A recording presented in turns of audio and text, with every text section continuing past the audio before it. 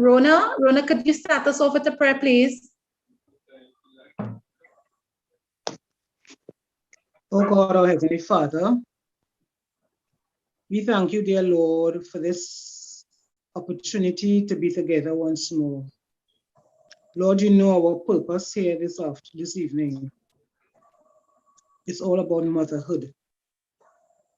This honorable vocation, dear Lord, that so many of us take for granted. Help us, dear Lord, to know it's not a part-time, but it's a full-time until death. As Mary showed us as she stood at the foot of the cross of her son's death, at the time of her son's death. Look upon these young mothers here today, dear Lord, this evening. As they express themselves, they give all the experiences that they would have had, things that didn't go right for them at the time. But help them, dear Lord, nevertheless, never too young, never too old to learn. Be with us this evening, dear Jesus, as we go through this process, this session. Look upon all those who are looking on, dear Lord. Help them, dear Lord, that they will give whatever they would like to say to these people here this evening. Whatever they have to share, that will be in good stead for all of us. We thank you, dear Lord, for technology that has given us the opportunity again to meet together in this way, dear Lord. And help us, dear Lord, at the end of it all, when it should have all passed, we should all be better off for it. Bless the proceedings. Bless all the mothers who are taking part here this evening on the panel. Bless our moderator and help us, dear Lord, that as we go through whatever we do here this evening, we do it in love. Let your Holy Spirit be among us, dear Lord. And I ask all this in the name of your Son, Jesus Christ, our Lord. Amen. Amen. Amen. At this time, thank you, Sister Rona. At this time, we ask Sister Abby to just give us a little idea as to what PYC is, as the presenters are representing the parish young adults, which belong to the PYC. Abby? Okay, hi, good evening, everyone. You all can hear me, right? Hi. Yeah. Yes, All right, so just to make sure everybody knows, the PYC stands for the Parish Youth Council. So the St. Mary's Parish Youth Council is hosting this event as part of our patronal, the celebration of our patronal festival, which is the Nativity of St. Mary. Just to give you a little idea about what the Parish Youth Council is, so basically we are a group of persons that are responsible for planning and bringing together the youth of the parish. And the youth we define as from around 13 years to 35, and we have that broken down into two groups where we have youth 13 to 18 and then young adults 18 to 35. So we will be providing the avenue for these young people to be able to fellowship with one another, to learn more about God and to learn more about their faith as well. So in the upcoming few months, in the next few months, you'll actually be seeing several events that we'll be putting on, including a Youth Alpha program, which is scheduled to start next week, Monday. And we will be having other social events, other events engaging the youth in Bible study, and just getting to know their faith in general. So if you all have any questions, definitely feel free to reach out to any of the Parish Youth Council members. A few will be on tonight and actually on the panel.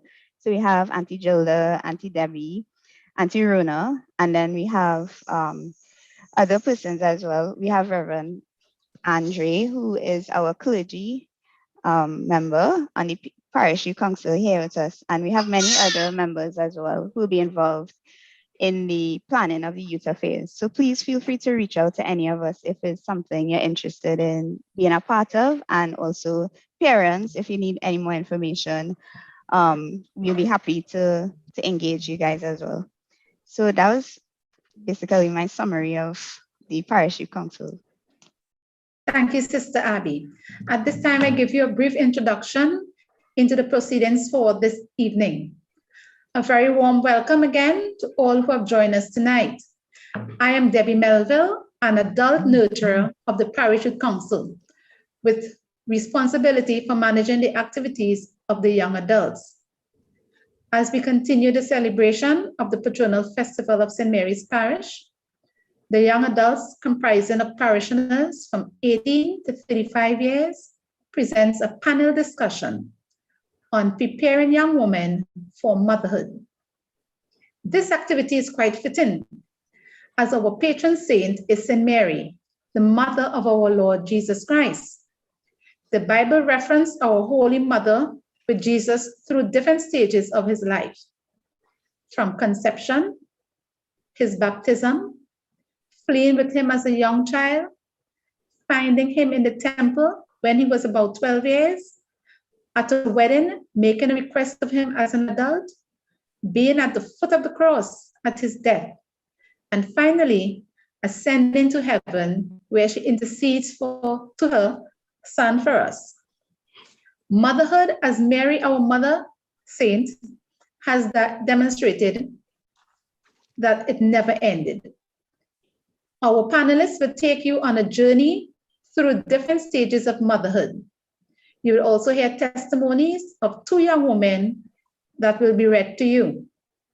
I now introduce to you our panelists. So at this time, we are asking everyone to mute their mics and to take off their video. So the people who would be putting on their videos would be who I would be introducing to you, because we are going straight into our panel discussion. So at this time, could you mute your mic and take off your videos, please?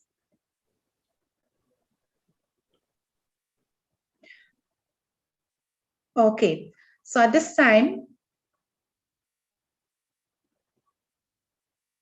I introduce to you our moderator, St. Mary's Parish, Gladys Williams, our moderator. From St. Mary's Parish, Ayana James, and I continue in St. Mary's Parish, Siobhan Chase, Donna Head, Gilda Stafford, and from Holy Savior, Brenda Fraser. Brenda may not be here at this time, but she will join us shortly. She has another commitment. She will be joining us in time to do her presentation. So I turn over to our moderator, Ms. Gladys Williams, at this time. Thank you. Thank you, Debbie. I am Gladys Williams, member of St. Mary's Parish, as Debbie mentioned. I've been a life skills facilitator for several years, parenting being among the modules I taught to young women all over Trinidad and Tobago, and also those who came to do the OJT program, Ministry of Labor, National Training Agency. I myself am a parent of 3 adults, and I am honored to be invited to participate in the function here this evening as moderator. So thank you, Debbie. Now, we have 6 panelists with us here this evening. The first of them to present would be Ayana, and I would give her the liberty of announcing her specific areas before she begins. So Ayana, could you please come on? Sure. Is Ayana here with us? Yeah. Yes. Hi, good evening, everyone. Thanks for the opportunity to share my experiences being a mother. I'm dealing with conception to birth, postpartum depression, and maintaining identity. So I'll just jump straight into it as I have 10 minutes to share. I am the mother of an 11-year-old girl, and I've been married for 14 years. For me, conception was pretty easy, and the pregnancy was pretty easy. I didn't have any issues in terms of gestational diabetes or high blood pressure, so I'm really grateful to God for that. The first trimester, of course, I had morning sickness, which is how I figured out that I was pregnant. And I want to say to any mothers who may be in that first trimester that bananas and ginger ale, that's your friend, as well as eating small, healthy meals throughout the day to prevent you from, feeling nauseous. At some point in time, you will vomit, but those small meals will really help you. And I really think they need to change the name from morning sickness because you feel sick for the whole day. The second trimester is, I think, the best one, where the morning sickness ends. You are glowing, your hair is lovely and full, you have a nice little baby bump, and you get treated really well because people will give you that VIP treatment. They will give you their seat. They would allow you to go in the front of the line. And that's when you feel the baby kicking, which I think is a really wonderful experience. My husband and I, we wanted to know the sex of our child. We found out that it was a girl. So that really helped us prepare and have conversations about her upbringing and so forth. I mean, if you don't want to have the sex of the child, know the sex of the child, that's fine. But that's a decision that we made. Now, the third trimester is the toughest one, I believe, because that's when, you put on some weight, of course, the child gets really big and you start waddling like a penguin, and then you have to use the bathroom a lot regularly, and then the hormones really start taking over, I feel. So that third trimester was a really tough one. It was really uncomfortable. Some people give you advice in terms of how to bring about contractions, like using castor oil and so forth. My personal belief is to allow the baby to do what he or she has to do, because my daughter came right on her due date. So I'm really grateful for that. But I'll just say that if you eat a lot of pineapple tends to bring on those Braxton Hicks contractions. So just really be careful about that. With regards to birth, I gave birth to my child at Mount Hope Maternity Hospital. A lot of people are like, nah, you should go private, etc. I got really good treatment there. I mean, it wasn't like, 5-star, like a 5-star hotel or anything like that. But the nurses, they were competent. The facilities, they were good. I genuinely didn't have any problem with that. My husband and I, we did a Lamaze class. So he was able to be with me in the delivery room, which I think was a great help because he was coaching me along the way. And that was a really, really wonderful experience for the both of us to share. And my baby came 8 pounds. I think the conception and the pregnancy, that was the easy part. When she was born, of course, that's when, all those overwhelming feelings took over. I'm responsible for a human being at this point in time. So of course, wondering if I was doing everything right, changing the diapers, the amount of food she was getting, the amount of sleep, because she really wasn't a good sleeper. So I was concerned about that. It really was an overwhelming feeling. But, I didn't have as much parental and family support because my mother wasn't in the country at the time. But I know my husband and I really tried to make it work. But I will confess that in those early months, I really was unpleasant to be around. I really would say that. I would say it was fatigue, with a mixture of hormones as well. And also, I feel as a new mother, I really didn't know what I needed. I genuinely didn't know. I knew I needed sleep, but I didn't know about all the things that I needed. And irrationally, I felt my husband should have known. So when my husband didn't do the things that I thought he should have known that I needed, I would, be unpleasant to be around. So that was a learning curve for us. And we really had to learn about communicating needs, those needs that I needed, in order to really do the job of being a mother, and really working together as a team in order to ensure that my daughter, had the benefit of both her parents at that point in time. So we figured out some things along the way. Some things worked, some didn't work, but we figured things out along the way. I would say that I didn't suffer from, I don't want to use the word suffer. I didn't have to deal with postpartum depression. But I would share that I had an experience that really gave me pause, where there was a night that my daughter was crying incessantly. And of course, sometimes, the men don't tend to hear this crying, right? So I was up, it was the dead of night, and I was up with my daughter crying. And I felt like a very negative feeling, like a rage build up inside, because it's like I couldn't deal with the crying. I just couldn't deal with it. And I felt a rage building up inside of me, but I was aware of it. I didn't do anything about it. I didn't take it out on the baby or my husband or anybody. But I did feel that, because again, it's that overwhelming feeling. It's about, you're just tired. You're thank goodness for the internet, you did all the research and so forth, but nothing worked. So I was just feeling so overwhelmed and I really felt angry, but I took charge of that emotion, a few deep breaths, and, that feeling went away and I continued doing what I'm doing. But we need to be aware of those feelings, especially in those early months. And if those feelings continue for you on a regular basis, or you feel that your child may be better off with someone else, I think that's the time you need to reach out to help, talk to family, say, I need help, and speak to professionals about that. The last point I have to talk about is maintaining that identity. I breastfed my daughter, and thanks to the Mount Hope Maternity Hospital for really having those talks while I went to clinic. But I felt like I was a milk machine. That's all I was. I was just a source of food for this child. I felt like I lost me because Ayana, before, I love to have fun. I like to socialize. I like to read. I like to watch TV and so forth. But I felt like that's all I was, and in those early days, if you had to choose between sleep and reading a book or sleep and watching a movie, the first thing you would choose is sleep, right? And I felt like I was just losing that. And there was a resentment as well building up there. And then with the separation anxiety. So if I would try to go out, she would cry if I left. When her father left, she didn't cry. But when I left, there was that crying. And of course, as a mother, I felt that guilt about leaving her and her crying and so forth.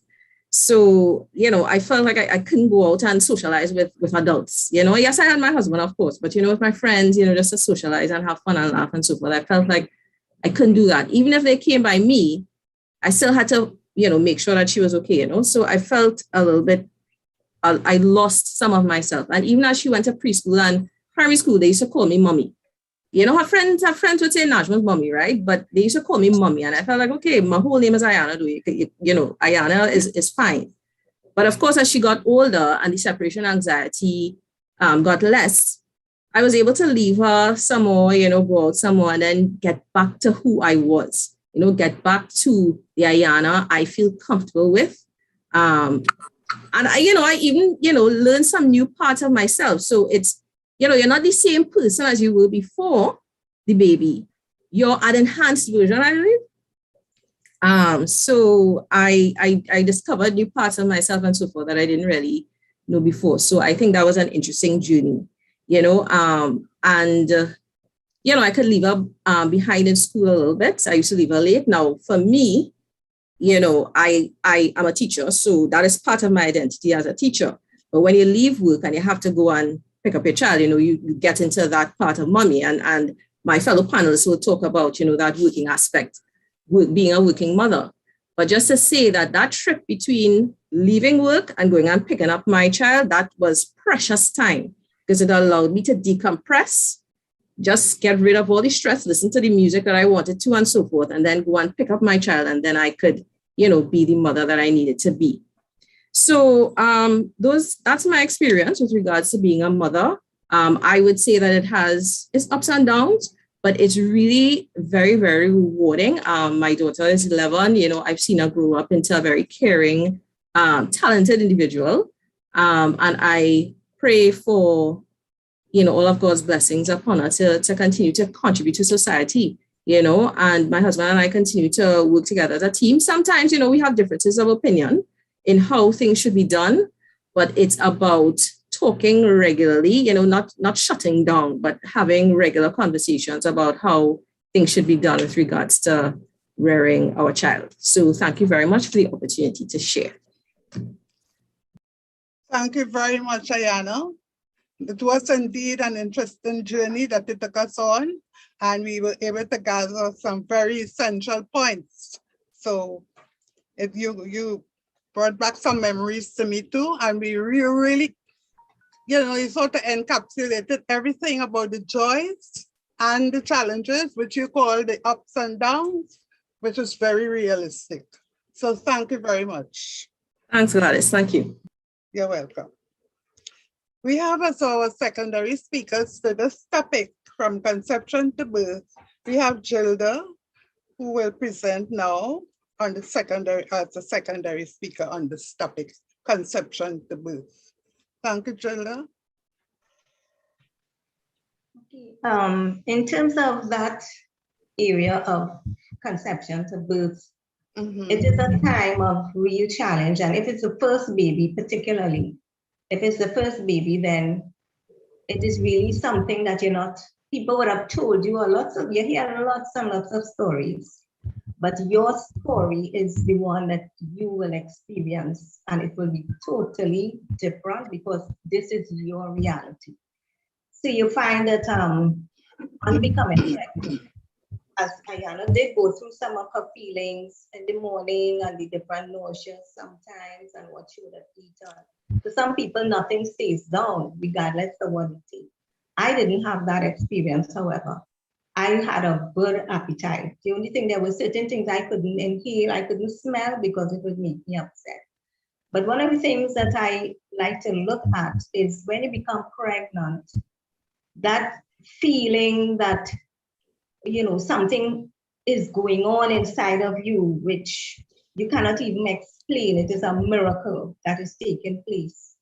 A birth, a child is being conceived. A child has already been conceived and now is maturing within you. And you now are responsible for the well-being of that child as of that point in time. So the responsibility of motherhood, I want to emphasize, as at the point that you have conceived, your responsibility starts. Yeah. And in some places you would hear when you go to the clinics, you have to be concerned about what you eat, what you drink, because as you feed yourself, your baby is fed. If your diet is a well-balanced diet, well, of course, the baby benefits. If your diet is not a well-balanced diet, the converse is true. The baby would not have the best of nutrition at that point in time. And the development of a child has a lot to do with the nutrition regimen of the mother. So we need, as young mothers now have to take that into consideration.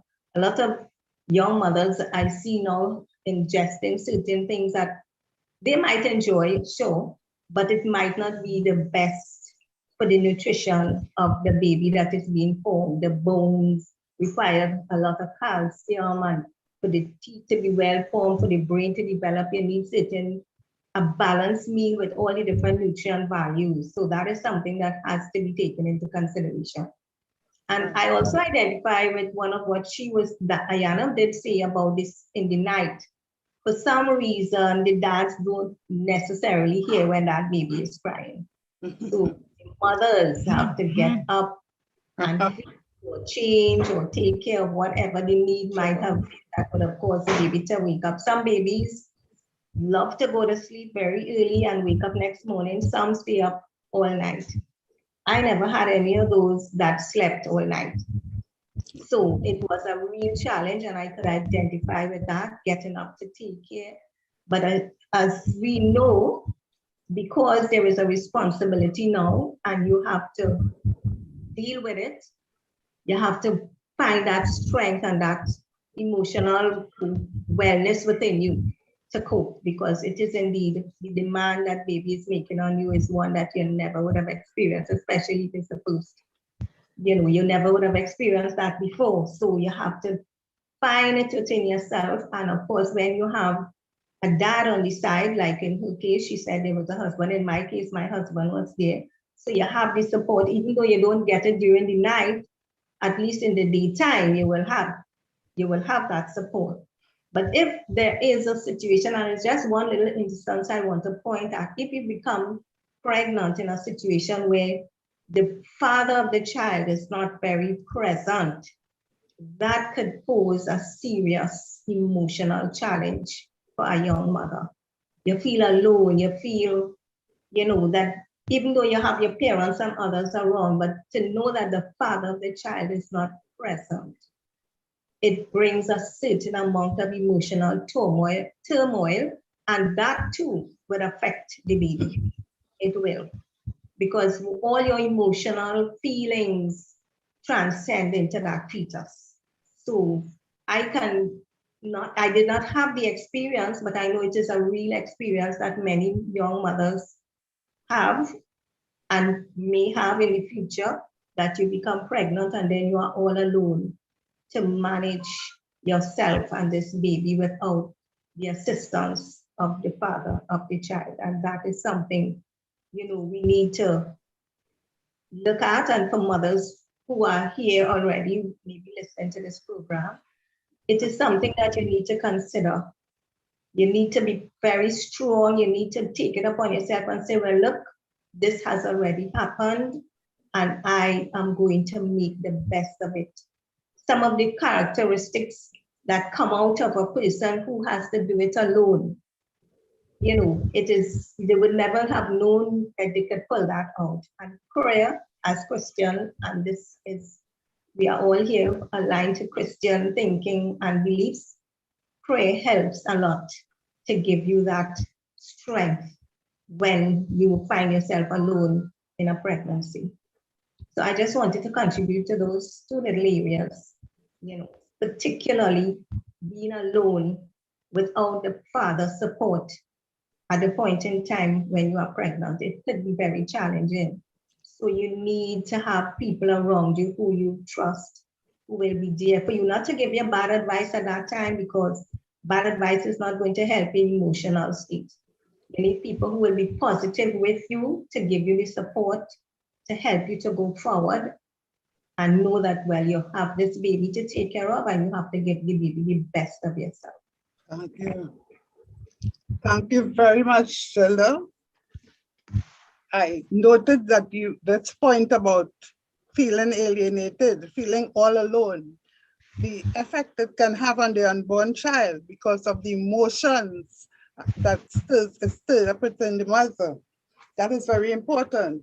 Another thing you noted that we should all take note of, those who teach the subject, those of us who are actual parents, those of us who are planning, the fact that your responsibility as a parent begins at conception. And we may not know the exact minute, but your responsibility for that child begins then. What is it saying? Is that you should be taking care of yourself all along if you know you want to get pregnant. So we thank you very much for that. Very well noted. Yes. We have Siobhan who is going to join us now. She's going to add to that topic and some aspect of it, her personal experiences. So welcome, Siobhan. Hi, good evening, everyone, to the panel and to our audience. So the first two speakers would have covered most of the main points that I would have wanted to contribute as it pertained to conception to birth. One thing I would add is it's commonly said that, in the 21st century, getting pregnant by accident is almost impossible. But it happens. A lot of people claim that, they got pregnant by accident. They didn't have a planned pregnancy. And so the period during conception to birth, you have that 9 months and that gestational period to set an intention, especially if you are a woman who became pregnant, quote unquote, by accident, in that it wasn't something that you were necessarily planning to happen at the time that it did. I would advise people to set an intention, and it wasn't necessarily something that I actively thought of until I visited the clinic during my own pregnancy. And one of the midwives there asked me, she asked me how I felt about my pregnancy. And it wasn't up until that time something that I actively thought of. And from that moment on, I gave it great thought. You're going to have thoughts about yourself, about the trajectory that your life is going to take, about the pregnancy, the type of pregnancy that you have may also inform what you feel, at the point in time. It's also subject to change because there are numerous different phases of motherhood. And as Ms. Williams just indicated, it begins from conception. You begin bonding and forming the relationship with your child, almost as soon as you recognize that you have conceived. So I wouldn't go too much into the topic because I think the other two speakers covered much of the things that I would have wanted to contribute. Should I continue on my other topic? No, I think we'll go on to the next topic, and then when you come up in that other topic, we'll take you then. Okay. We wouldn't mind having you again, right now, but it will come under the other topic. Okay. Thank you very much. I like the fact that you mentioned that you attended the clinic and you listened. And I know that you have good listening skills too, because you were able to you were able to get us some of the points that were covered just now by the former speaker. So you listened to the nurse's advice about setting your intention, and now you just listened to the former speakers. So you saved us some time by not repeating. We appreciate that. Thank you very much. All right. Yes. So we move on to the second topic. It will be Roman numerals 2, and of a new addition to the family. We have I suppose the speakers would give you more detail, and your primary speaker here is Donna. So welcome, Donna. Hello, thank you for that welcome. Good afternoon, everyone, or good evening, rather. Ayana, I would like to thank you for sharing that experience.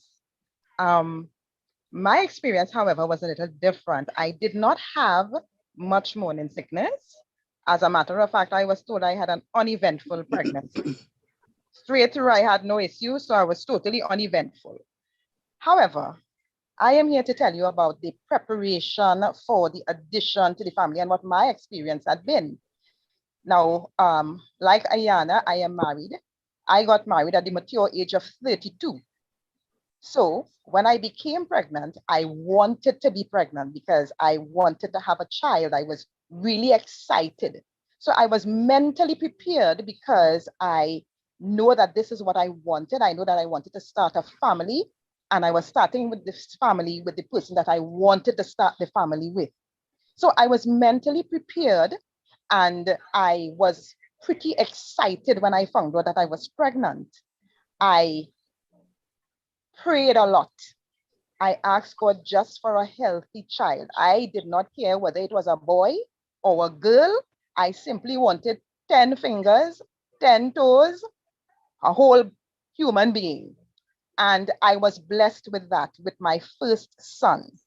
We had, of course, the excitement of preparing the place for him and buying up all the things and the baby shower, and all of that was a very exciting time because I was mentally prepared. Sometimes we may not always be, but I think once you have good advice and you have support of parents or siblings or friends, sometimes it helps us to prepare mentally for that pregnancy. So for me, it was not a difficult pregnancy. Like I said, it was uneventful, and I was mentally prepared for it. I was happy about it. So when my son came, it was a true joy. I remember when he was very young, because I would have spent some time at home with my mother because we lived away from my mother. So when I had the baby, I went back home, and my husband would come from work in an evening and he would just hold our son and stare at him. And I had to tell him sometimes, sweetie, you need to stop staring at him. You can't love him more than God does. And therefore you need to, yes, we know you appreciate him and you love him, but you need to also understand that he is part of God. God gave him to us, and we need to acknowledge him as well. So I think the preparation, the addition to the family, we understood it, we were prepared for it, we wanted it, we welcomed it. So it was a good thing for us. What came a little bit of the challenges as they started to grow, because I have 3 children who are now young adults, 21 and a twin that is 18. So I'll tell you about the balancing relationship co-parenting. Now, for children, both parents should be involved. It is ideal for both parents to be involved. Sometimes, however, you may not have one parent or another, because you don't only have single mothers, you have single fathers as well. So that the thing is, you may have one parent only, but it is an ideal situation when you have the both parents. Now, the both parents must be involved in the raising of that child. All decisions that you make about that child should be made together because you got together to make the child. And therefore, the decisions that you make must be made together. Because let me tell you, children, they know which parent to get what from. They will know that if I ask daddy for this, I could get it. I know I wouldn't get it away, I wouldn't get away with mom. But if I ask her for this, dependent upon how we approach her, we may get it. So that the thing is, we must always present a united front. Of course, there are times when you may have to make a snap decision without consulting the partner or the father or the mother. But most times, when you have the decision together, they know that when they ask for something, mommy and daddy are going to discuss it. My children tell me all that Ollie doesn't fed up discussing things. Every time we ask, we will have to discuss it and get back to you, because that is how we do it. We think that that is the best way. You must also be consistent in that balancing relationship. Now, if it is you said to your child, the child may have done something wrong and you decided that you're taking a particular line of reaction to it. So you may say you are grounded for 2 weeks. If the child is grounded for 2 weeks, it is 2 weeks. You know, we just start the grounding and then 2 days later, they come and ask you, well, mommy, I could do so, or I could go to professor, or just point. No, stick to it, because they would know you don't really take them on. You don't really keep that promise, you know. Yes, you will tell me you're grounded, but I know in 3 days I can go and ask you, and you will say, okay, stick to the decision. Let them learn to trust your decision and let them earn your trust as you would have earned theirs. If they have done something and you have made a decision about it, the punishment, you have talked about it, and you would decide, listen, this is the way we are going, stick to it. There are times, however, you may see they're really trying, and they're trying to get it right. And you may say, well, okay, we would lift the ban after a week, but make sure that when you say it, don't always lift it. Let it go through. Additionally, in keeping promises, when you know, children don't forget promises. They don't. They remember everything. They're like little elephants, and they remember every single thing you tell them.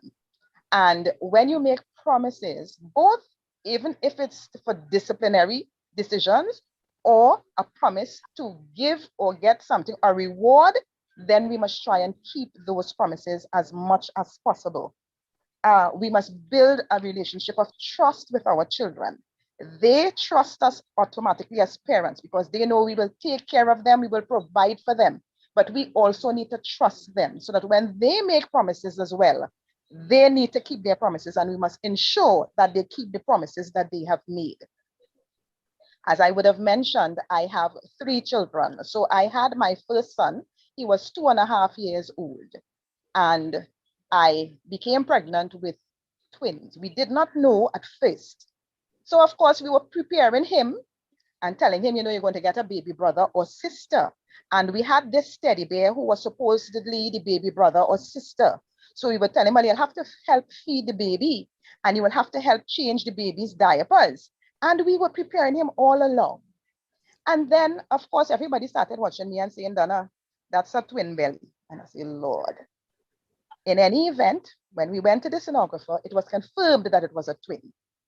So, of course, we continued with our child because he was only 2 and some months. And, you know, we talked with him. But along came the babies, a boy and a girl. What happened to him was he then felt left out because mommy had a baby, daddy had a baby, where was Christian? My son, as I said, when I had my children, I spent time with my mother. So I spent about 3 weeks with my mother. And I remember my husband picking up my son from the daycare and coming home to my mother. And my son cried from the time my husband left until he came back.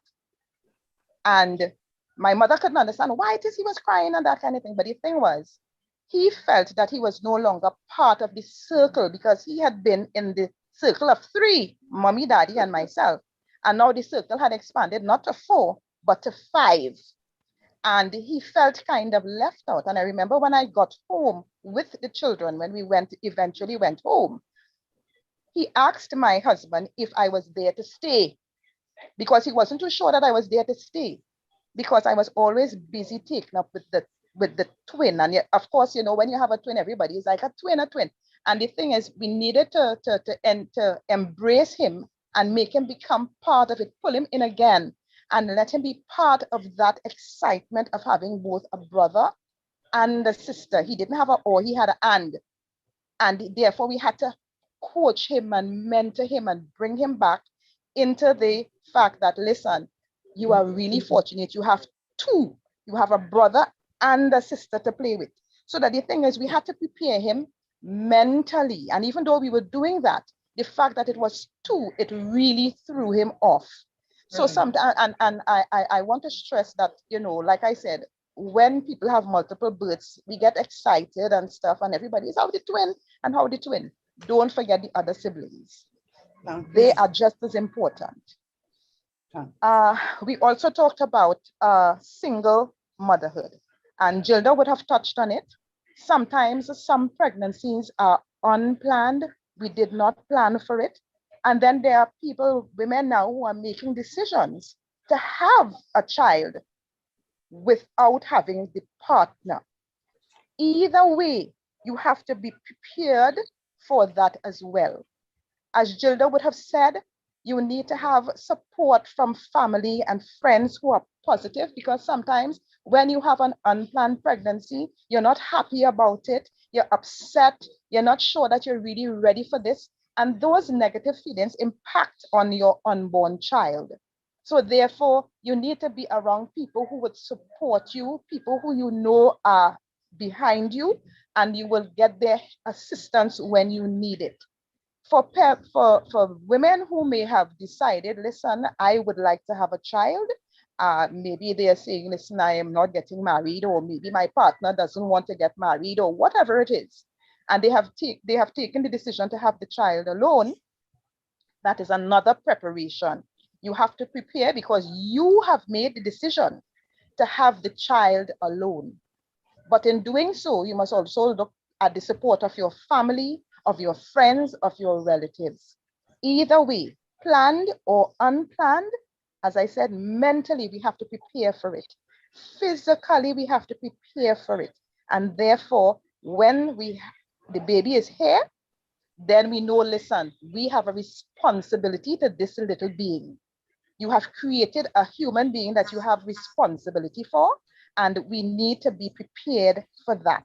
So I just wanted to share my little points and what my experiences were. Of course, my children, they are very close now, because my son, when he was small, he didn't like his brother and sister because he felt they took away his attention.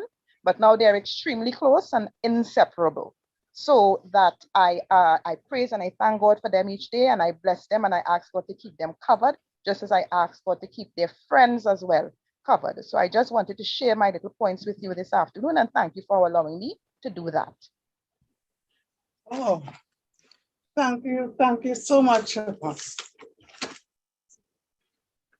Yes, we have seen here the challenge of having multiple births, and we see the need, she has stressed the need for preparation. And this is very important in any aspect of human activity, planning and preparation. Some of us neglect to do that, and then we have such negative fallout. So preparation, both mentally and physically, very important.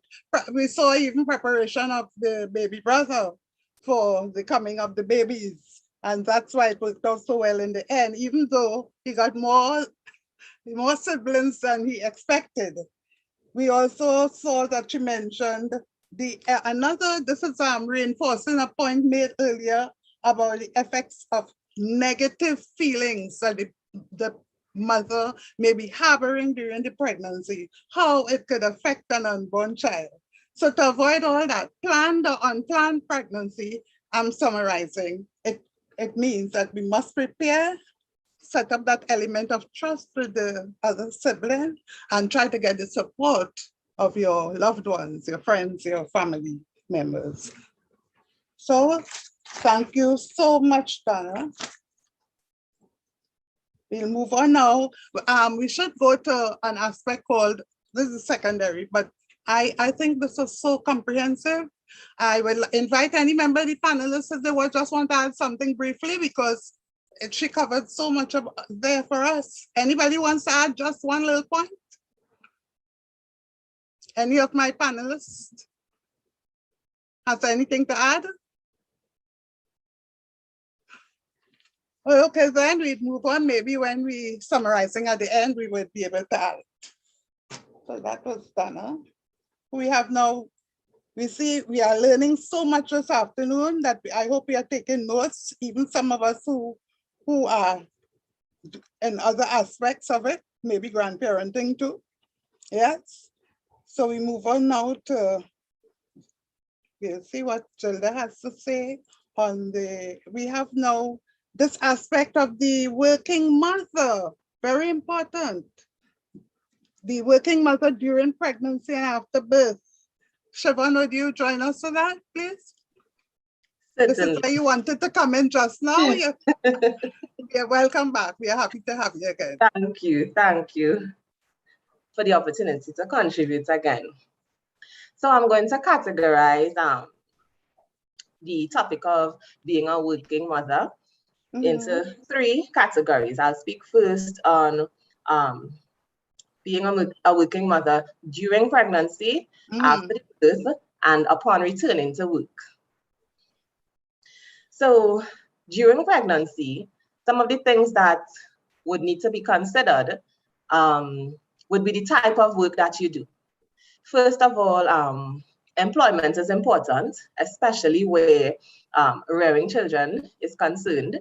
So I would urge, parents to at least one of the 2 parents to be employed when embarking on this parenthood journey. But for mothers particularly, during your pregnancy, you would want to consider seriously the type of work that you do. This is going to be linked with the nature of your pregnancy. Some pregnancies, as was mentioned earlier, are uneventful. And then there are other pregnancies that are quite touch and go, so to speak. We've heard of people having to be placed on extended bed rest. We've heard of people with gestational diabetes, preeclampsia, all these things.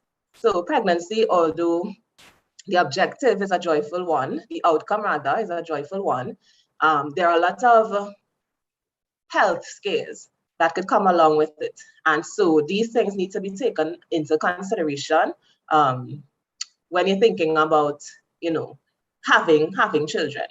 So first off, consider the type of work that you do. For me, I work in the military, and even though my position is more of an administrative one, there are points in time where I'm called upon to be operational. And that means carrying of arms and ammunition. That's something that is not necessarily recommended, especially during the early stages of pregnancy. So people need to be aware of that. I touched on the administrative aspects of my job, and most administrative workers, they operate in a sedentary position. You're sitting at a workstation for extended periods of time. And for pregnant women, you have to be cognizant of swelling of your feet. So a lot of times you're encouraged to elevate your legs to avoid that situation. And so if you're sitting at your workstation all day long, that's something that you could encounter at some point in time. You also need to consider time off. Sometimes at the early stages of your pregnancy, during the 1st and 2nd trimesters, maternity leave is a long way off. And dependent on the type of job that you have, time off may be an issue for you. So some people are fortunate enough to be afforded sick leave, unlimited sick leave. Some people have a limited amount, and some people aren't afforded any type of time off at all. If they don't work, they are not paid. And this is something that also needs to be seriously considered because, as I mentioned before, income goes hand in hand with having children. Finally, for women especially, and I say this, I'm treading carefully as I make this point, for women especially, I have observed, and I think it has been my experience, that there's a glass ceiling. And so for very ambitious women, we need to consider strategy when deciding to have our children. When would be the most appropriate time within your career to embark on this journey of motherhood? Because it's an added responsibility, and it's one that I would say should take priority over, over your job. And based on the ambitions that you have for your career, this is something that may be somewhat of a difficult decision for you to make if it is you're faced with an ultimatum and you have to choose, So I think a bit of strategy in terms of determining at what point in your career you would want to embark on motherhood is worthwhile for yourself as well as for your employer, so succession planning can come into play there. In terms of after birth, now, after birth, you're home and you're on maternity leave. But maternity leave in this country, at least, is only 3 months. And for any mother that you speak to, I'm certain she is going to reiterate that 3 months is insufficient. It's an insufficient time frame for maternity leave. 3 months is still a very new baby. And I know for a fact, when my son was 3 months old, I was not prepared to leave him with anybody for an entire day. So this is something that you also need to consider. The type of job that you have is going to determine the amount of time that you would be afforded to be away from the job. I was fortunate enough to have accumulated some vacation leave. And so I was able to be at home with my son for about the first 7 months. This is not the reality for everybody. No. And so women need to consider, the effect that this is going to have on their babies, on them, on the bonding that is still taking place at this point in time. In terms of returning to work. Now, in preparation for returning to work, you have to solve your problem of childcare. On this point, I would encourage women, parents in general, to research, do adequate research and ensure that the place or the people who you are going to leave your child or children in the care of are safe, they are reliable, they are responsible, and that they mirror the values that you have. It is going to be a lot easier in raising your children if for the points in time that they are away from you, that the values that you are trying to instill in them when they are with you are enforced, So I would say, don't take childcare lightly. Some people just are desperate to find somebody to look after their children, especially if their work routines are not typical. We have a lot of people working shifts. We have this special situation now where there's a curfew in place based on the state of emergency. And so some people tend to get desperate at some point in time because they have to earn. And in so doing, they need to ensure that, they have someone to stay with their children while they're away from home. But it's not something that should be taken lightly, and we shouldn't compromise on. Another thing that I want to touch on in terms of returning to work would be breastfeeding. So I was fortunate enough in my experience to be able to breastfeed my son as well, exclusively, for about 7 months, just about when I had to return to work. And I realized quickly that the production of milk had to do with the consumption of milk. So the more that I would nurse my son is the more that I would produce milk. And after a short while, probably within the first month of returning to work, I realized that I had to start supplementing his diet because because of the fact that I was away from him during the time that I was at work, over that extended 8-hour period, sometimes more, I wasn't producing as much milk, you know, and this brings me to the point, a little off my topic, but it brings me to the point about pressure as far as breastfeeding is concerned. Now, breast is best, and breast milk is liquid gold, and all the quotes that we as mothers hear in preparation for the birth of our children. But I think nutrition is most important. You know, don't starve your children or sacrifice their health just in an attempt to satisfy something within yourself to say that you were able to breastfeed. You know, it doesn't make anybody less of a mother or more of a mother dependent on whether or not they were able to breastfeed their children and for how long and all of that. But it's something that needs to be considered if you're a working mother. You know, you have to get familiar with pumping. You have to get your child familiar with a bottle as opposed to the breast. And you have to ensure that the supply is sufficient. Thank you.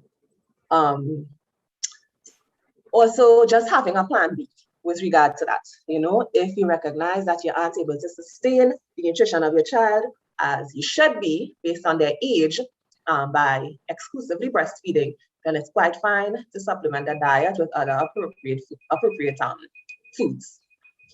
So just to wrap up again and to recap, I would have touched on the effects or the impact of being a working mother during pregnancy, after birth, and upon returning to work. I hope it was informative. Very much so. Very much so, Sharon. So I want to thank you very much. Very informative. I like the fact that you stressed, you gave the fact that we should plan. Here again, we have that element of planning coming in. It cannot just be taken for granted. You must have a plan B in case one thing doesn't work. I noted that. I also like the fact that you stressed about the importance of the values of the daycare or whichever childcare arrangement you have. The values put out there must be in sync with those of your home or you and your family values, so that we ensure there's continuity and not this divergence of ideas. That is very important, because you know the values determine the type of child or the type of adult, the respectable adults we are aiming at. Also, I like the fact that you mentioned that you did your research, so you were well prepared, all part of planning again. You did your research and found out certain things. You noticed also that with the more breast that was extracted, the more you find more would flow. So you adapted to suit by supplementing. I think our young mothers are getting a whole wealth of knowledge here this evening, and I hope they're taking points. So thank you again, Siobhan. Yes, we moving on quickly to, we are supposed to spend 10 minutes all together. So I will not invite the panelists to add anything to Siobhan's, because you all would agree she was quite comprehensive. If, however, later down when we recapping all, like in my topic, probably somebody could note the point you would have wanted to make there. So we move on to another panelist, this time Gilda. The primary person could speak for about 5 minutes, I think, and if there is anybody, we have a secondary here, Ayana. So I think you also just put it. We have Ayana as a secondary person here, so the 10 minutes will be captured in that way. So I welcome Gilda again. Thank you. Thanks again. My contribution at this segment would be the teenage years going into the adult years. When you have these children, these beautiful children that God gave you, you know, and you started them from, as I said, from within the womb, and they grow up and they start to come from toddler and they go into the early child. Then they come to the age of teens. When they step into the teen age, that is the time you start to realize that the child does not totally rely on what you, the mother, well, by extension, both parents, but we're focusing on mother now. Because, you know, mother usually the mother is usually the one who fuss over and make sure and always checking in and always want to know what you're up to. But at that point in time, they don't really want you to know everything that they are up to. And that is we mothers particularly but coping with, because we always want to be in the know. And the teenage child begins to want a lot of privacy. And besides wanting a lot of privacy, the child is not now just listening to what you, mommy, say, but the parents are the ones who become very influential in the child's life in that teenage period. So it becomes very difficult to get your little friends who in, because that is about all you might be able to get in. And hope and pray that the prayers that you said from the time you conceive them until they reach step into the teens, that those prayers were on very solid ground and foundation were laid, because you're going to have one of the toughest times of your life when your child becomes a teenager. And the reason being too that we still see them as our child, our baby.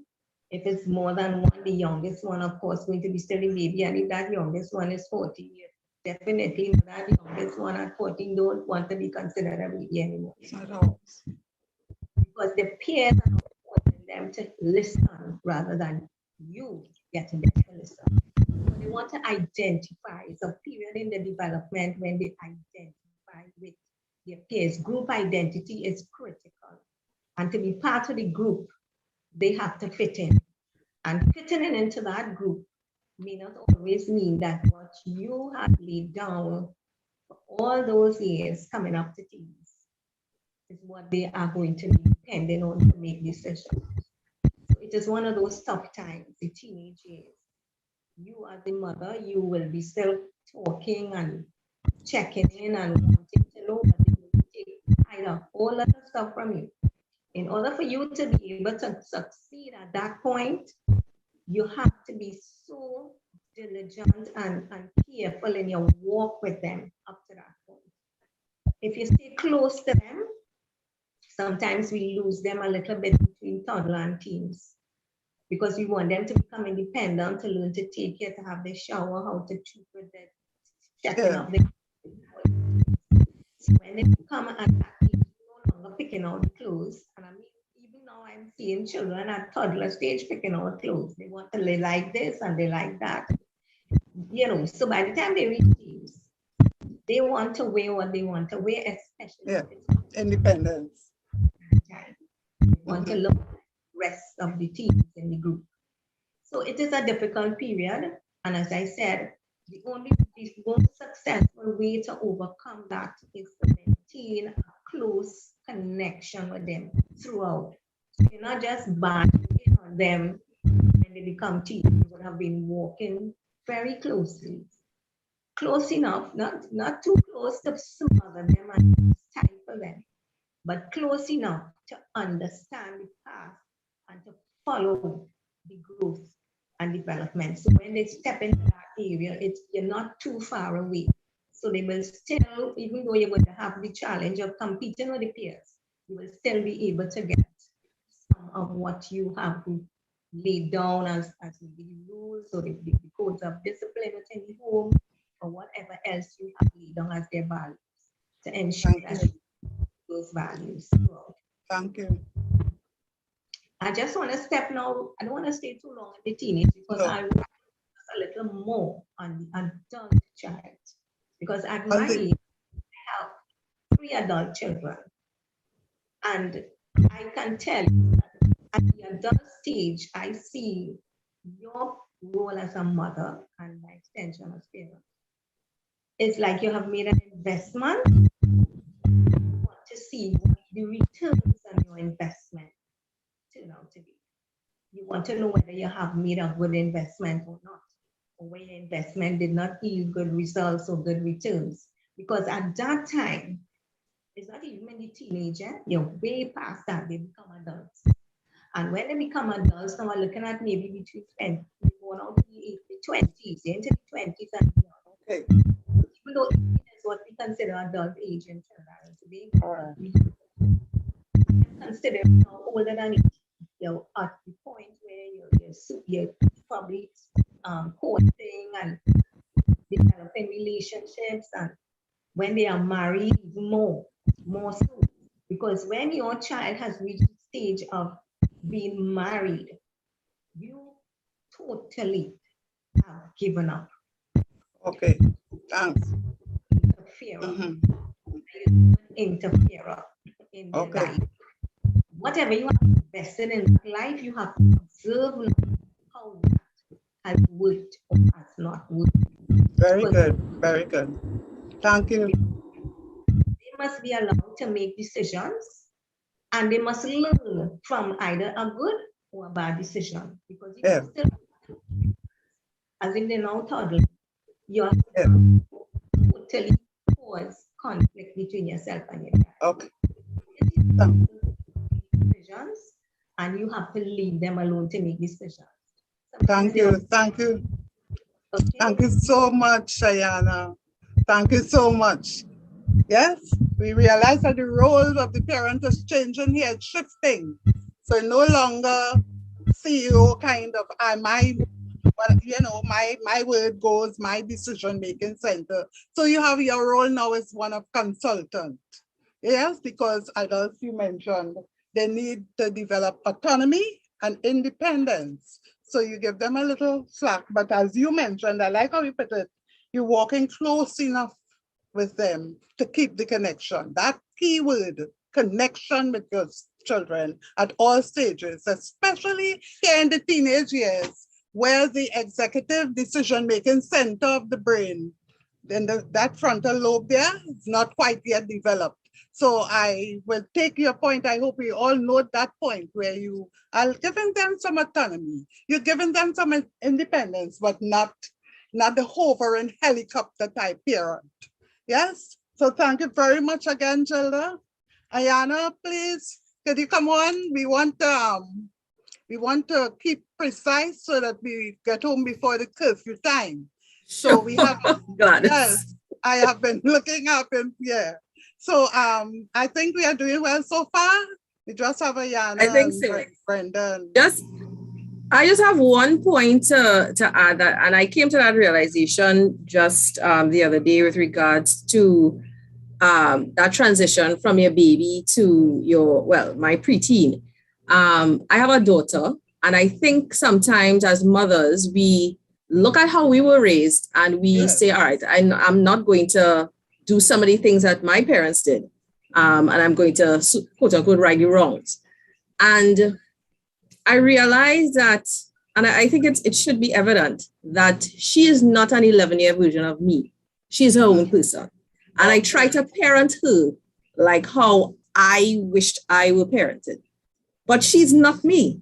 She is her own person. She is completely different. And, when I was getting resistance to some of the things I was trying as a parent, I said, well, something is wrong with her in the sense of she's not doing the things that I want her to do, but she is her own person. And I think I'm saying that for somebody in the room, that we need to parent the child that we have in front of us, the different changes and so forth that they go through. Parent that child in front of us. A very salient point, a very, very important point. Thank you very much. Unique, each child is unique. So the strategy and the approach would be different for each child. Very good point. Essential, so I'm glad that you gave it to us. Yes, so we're moving along nicely now, and we are going to our next speaker here now would be, yes, who would we have next? Would that person identify themselves meanwhile? Who's next? I think we have Brenda. Brenda. Hi, good night. Brenda, thank you so much for agreeing to be with us at a late notice. Yes. And thank you, a very important topic. So thank you very much. I will give you all of 5-7 minutes, please. Okay. Would that be okay? Would that be okay for you? Sure, of course, All of right. course. Because we are going to be having continuing things, so we would give you another platform for a longer time. Yes. It's quite all right. Thank you. Yes. So I was asked to talk about adoption, right? And I think the question was asked, what made me think of adopting, right? I wanted to give back because I don't know how many of you all know that I grew up, I'm a proud product of St. Mary's Children's Home. And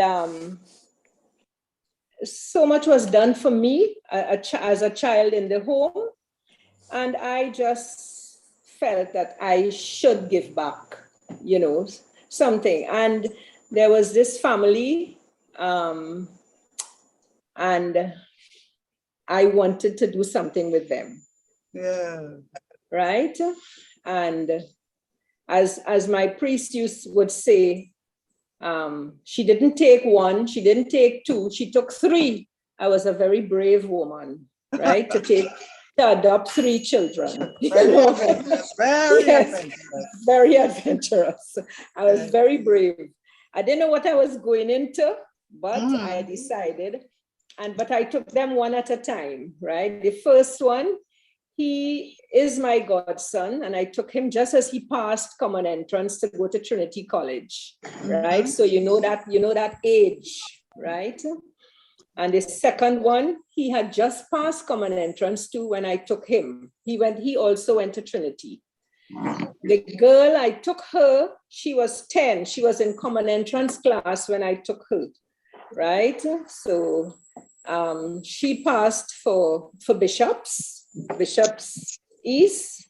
So I had 3 children on my hand, wondering, am I doing the right thing? Just praying and asking God to guide me, because growing up in St. Mary's Children's Home in my time was plenty order,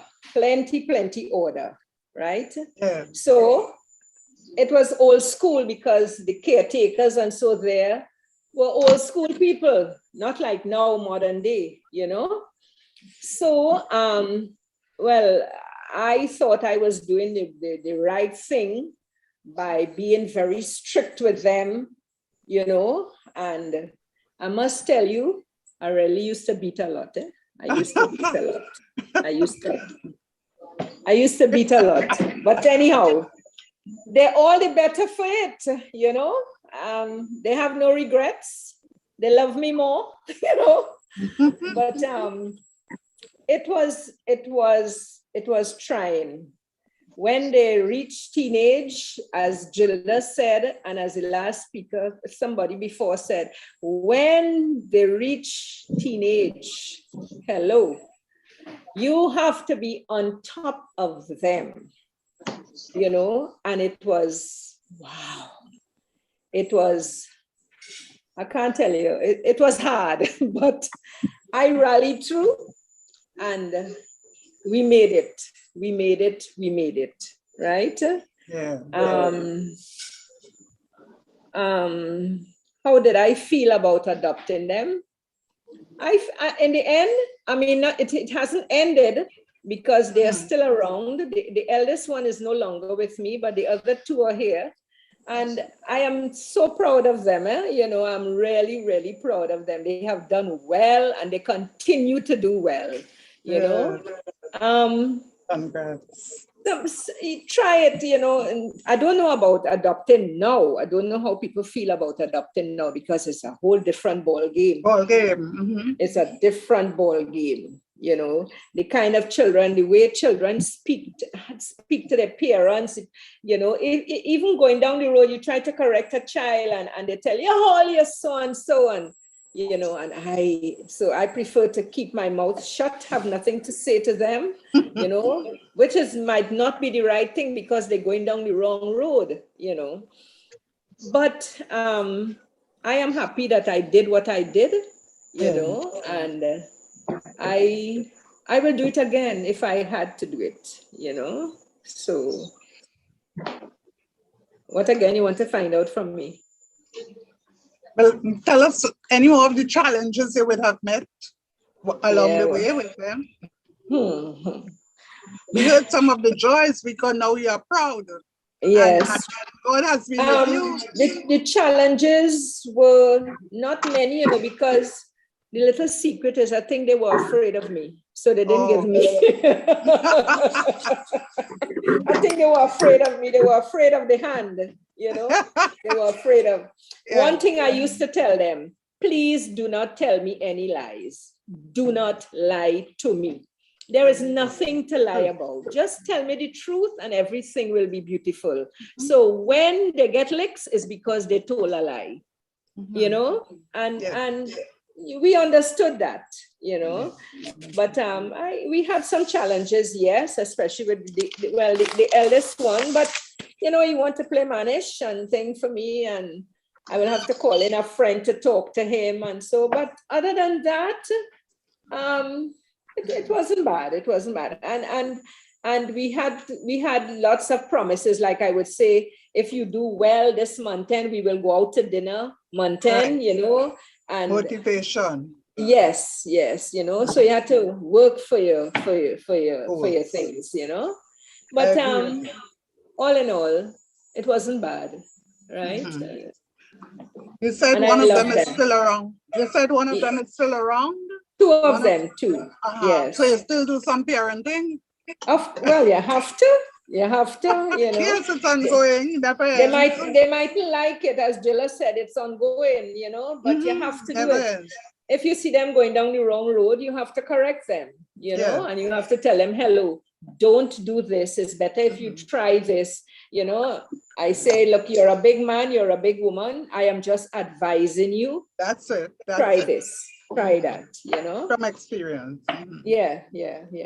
So that's my contribution. To me, you spoke as though you had God's guidance and yes. Well, I made sure I brought them to church. They grew up in the church, right?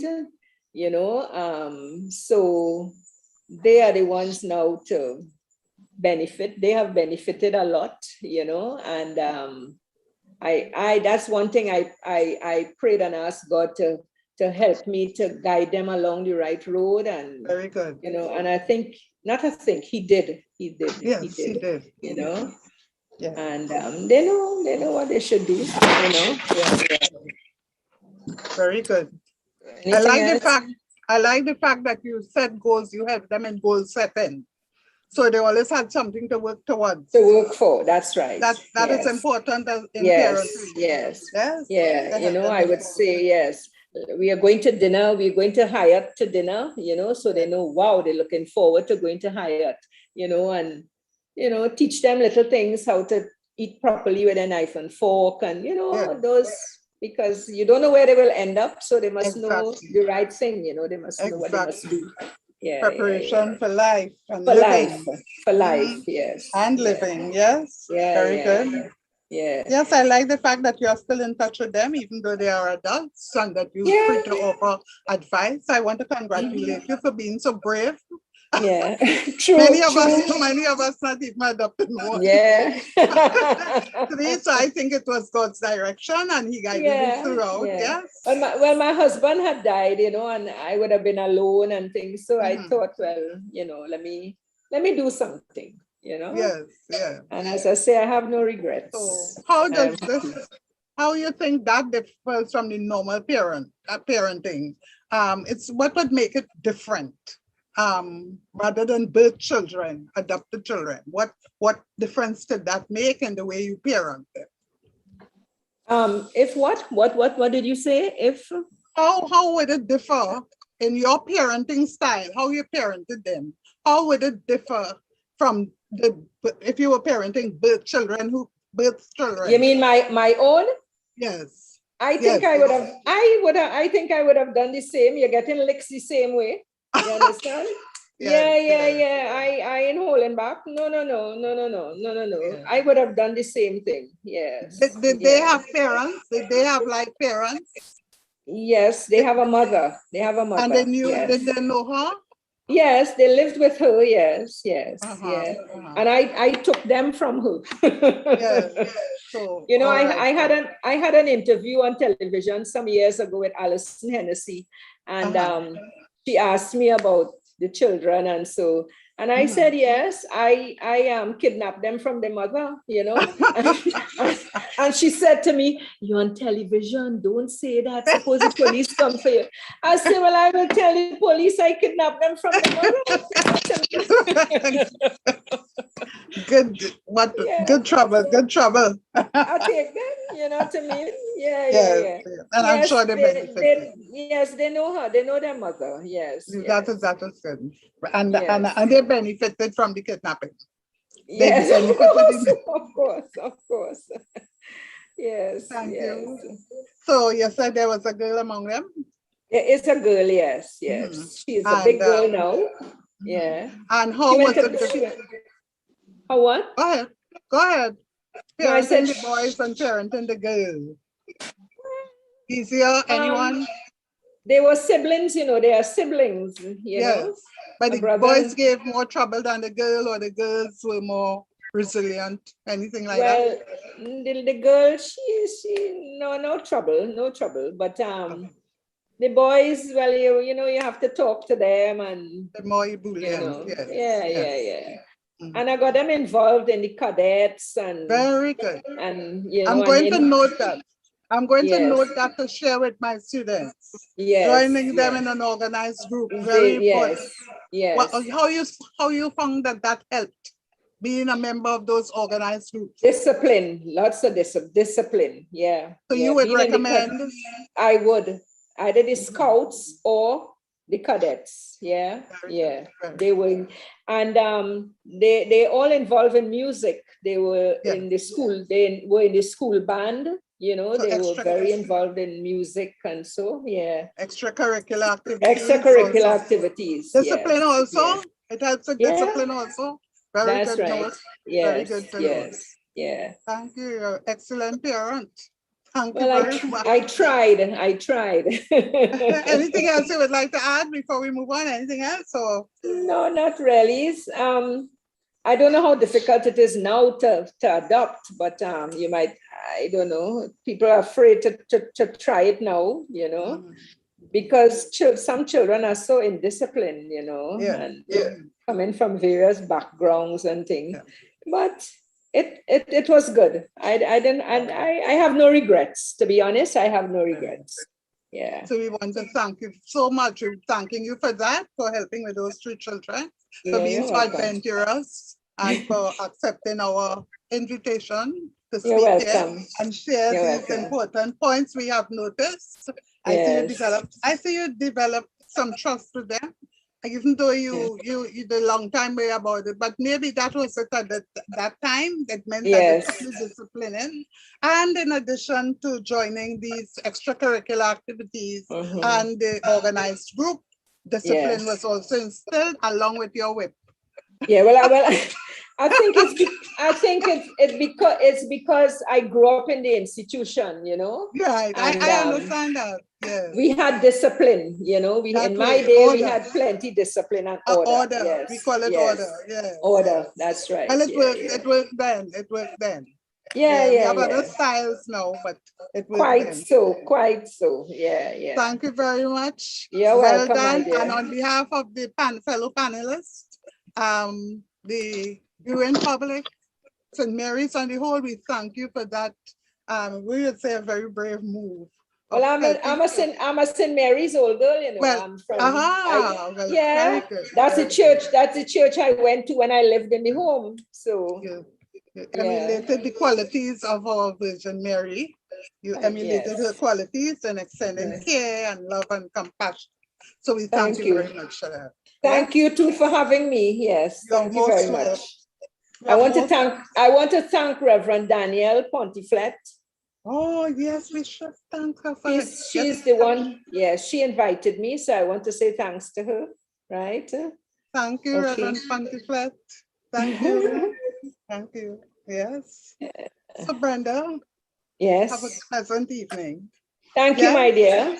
All the best. Thanks. I look forward to meeting you personally one day. Yeah, sure. I'm just a stone throw from you, man. So this appears to be the last topic of the evening. We don't really have to face out there to be held for breaking the curfew, but we are doing good in terms of time. And we have the primary speaker here being myself, Gladys, of coming up with coping strategies. And you know what? I noticed all along people who were speaking inadvertently, or they all gave us strategies that they used. So probably in this section here, we will all reinforce and concretize those strategies, because from what we are hearing, and we see that they have all worked. So some of these things are going to be repetitive that I have come up with, of coming up with coping strategies for dealing with these pressures that we described, the challenges, changes that we had to, it's all about change, ongoing change of parenting style, and to adapt and adjust. And they are all associated with the changes of motherhood. Somebody mentioned it being a trajectory, and I think that is a shoot off into, yes. So under self-esteem and body image, we are talking about self-esteem and body image. They go together. And you know that self-esteem has to do with yourself, your opinion of how you see yourself, your opinion of your worth, of your value. Very important, because that is what will determine your actions, your values. If you have low self-esteem, you do not reach your full potential. And so we want the mother herself and the children she's going to bring up to develop positive self-esteem. And under that topic of self-esteem, there are many ways, there are many strategies that can be used. I heard some of you mention some of them that you would have used. For example, we had joint decision making. We had things like you had praise, you had the baby boy who was expecting they were expecting twin siblings. He was never made to feel as though he no longer mattered. So his self-esteem was kept high. He was prepared. The mom knew that he would be, somewhat jealous. And so we had self-esteem all along. In all the speakers, I didn't hear any example of people actually trying to lower the self-esteem of their children, because we can all agree that a low self-worth, low self-esteem, those are things that interfere with proper development of and if we have the Christian upbringing that we should all give our children, we let them know that they are God's gifts to us. And we treat them, we don't only say it, we treat them as such. And they know that they were wonderfully and fearfully made. These are things we instill in our children early. So we see this is about some parents feeling badly about the way they look after giving birth. Can be devastating. That could be very devastating. It could be a devastating blow to your overall confidence, your self-confidence. And also it affects multiple aspects of your lives. That after pregnancy, looked at many of us and the comments that some people would make. What, me is still pregnant? Oh, you're big like a horse. Things like very negative comments that does nothing to help you. And you're already feeling bad because you can't fit into your little clothes and so on. Some of us, I know, still had to wear maternity things until we got a new wardrobe because we didn't lose the weight. So self-esteem is low self-esteem is a real thing for many of us. There are a few people I know who were happier after because they developed, like they were more richly endowed as far as bust and so on, which they probably never had before. Some people said their hair grew, they had longer hair. Some people say the vitamins they were taking for the baby made them get better skin. But generally, by and large, most people are unhappy about their body image And so they have that low self-esteem. And we need to have strategies to help them to cope. So it is important for us as mothers who, after birth, don't like our postpartum body. We should reframe the way we look at it, the way we think about it, and we should reframe the way we talk about our bodies. Don't say a big like a bus, watchman, nothing. That is not good. You're just sabotaging your own self-birth. So here are some suggestions to get you started. I'll run them through quickly and then people can add or comment. So first, you have to recognize that nobody is perfect. No one is 100% flawless. Appreciate your own beauty. There are parts of you that you would like. Focus on those.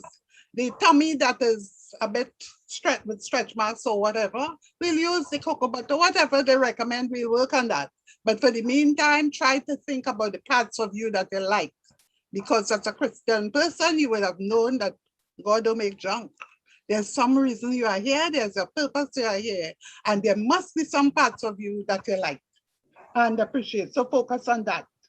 You also don't rely on other people to boost your confidence. Don't really, even the people close to you or even the partner who may have helped you get that, who might have contributed to the pregnancy.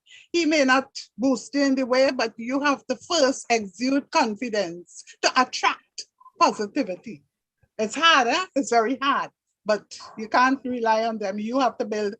I always tell my students, you see, positive self-affirmations. Keep saying, I am wonderfully made. I am beautiful. I am unique. God made me. He does not make any junk. I am here for a purpose. I am unique and beautiful. If you recite these things long enough, people will tell you that they seep into your consciousness and you begin to really believe what you say. Positive self-affirmations. You say it every day and it really helps. It really helps. Personally, and I know otherwise. And then take care of yourself. Take care of yourself. If you value yourself, you have just done such a wonderful job of bringing a baby into the world. So you need to congratulate yourself and don't wait for affirmations from other people. Think highly of yourself. Seek support from, and some of the speakers, my panelists gave us that, all of them. Seek support from other mothers in the family. Even Brenda mentioned that she called in a gentleman to speak to one of the boys who was a bit errant. And don't be afraid, some trusted person or other members of family who could support you in whatever way in child rearing practices. Yes, what are some of the tips you would give to someone for improving the body image? I would say those that I just gave there, very important. And you have to seek out, to make a deliberate effort to shut out offending media. So you see the Facebook with all on social media with all its fakery, those people with all the touch-ups, or I think they call them filters and what airbrushing. What you see there, those tummies that you see, they're not in as real things, you know. They would have airbrushed, they would have done all other things, so that stretch marks and whatever. That baby just carry that tummy, just carry the baby for 9 months growing inside of you. Yes. So think positively, stay away from shopping areas and department stores is one that I saw. I wrote that because for me, it meant that it reminded me when I saw those tiny little dresses, but it reminded me that I was not there yet. So for the time being, well, now online, I would go maybe to but I'm not going to stay with the curvy, but I will, as far as possible, not to offend my sensibilities. But staying at home could be lonely too, so you need to try to either reach out online or go, well, curfew time now, but face-to-face conversations, video calls can help, a little walk out for fresh air. We used to walk the babies a long time in my time, so you will automatically getting fresh air and sunlight. Very, very important, that sunlight. So don't just stick up inside being ashamed of your size or whatever. Stretch marks that people may not even see yet. Avoid conversations about your appearance as far as possible. Focus on those body parts I told you that you like. Take good care of your body. So I don't have to elaborate. There are hundreds, and that's why Pennywise is so successful. I'm not advertising, but anywhere you could get the creams, the oils, the massages, you know, anything to pamper yourself. It's your one sweet self. You just brought a wonderful human being into the world. So you need to pamper yourself, reward yourself, change your hairstyle, let somebody braid it or something so you don't, if you can't manage it, do something to perk up yourself and build your self-esteem. Perfumes, use it, man. You don't have to be going out. Use it, and nice little, well, not house, whatever you wear at home. I would say house dresses, but you might have something more dandy that would fit you, that you could wear, and your colors, watch them to raise your moods. Prayer, meditation, reading the holy books.